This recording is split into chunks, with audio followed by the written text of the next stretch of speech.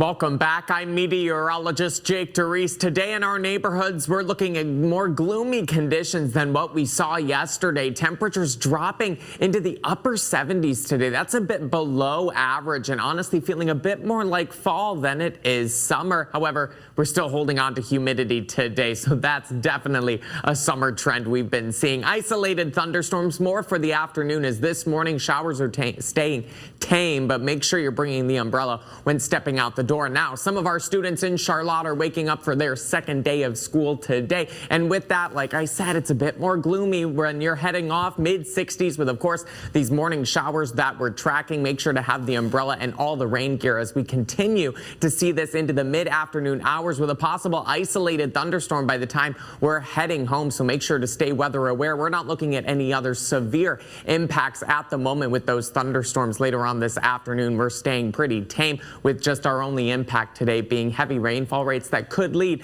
to some possible ponding and localized flooding in low-lying areas. But like I said, humidity is sticking around with dew points this afternoon. This is 3 o'clock and across the board dew points are in the lower 70s, so definitely feeling uncomfortable when stepping out the door this afternoon. But the good news is heading into tomorrow and really for the rest of the week, we're seeing a lot of improvements, dropping into the upper 50s, lower 60s tomorrow afternoon and staying in that mid to lower 60s trend for the back half of the week. Very similar to yesterday where we saw a pretty nice and tame day in terms of our weather conditions. So for after school activities in Charlotte today, we're staying warm similar to yesterday, upper 70s this afternoon. But at 3 p.m. hour, we're still tracking the chance for an isolated thunderstorm with drying conditions for the late afternoon, early evening hours as we still hang on to some of that cloud cover. Let's break this down on satellite and radar. Here's those scattered showers from this morning, again, producing heavy rainfall rates expected. We're watching them closely. We'll take a bit of a break in the late morning hours as there's that isolated thunderstorm chance this afternoon. We're really looking at time frames of 1 p.m. to 4 p.m. this afternoon,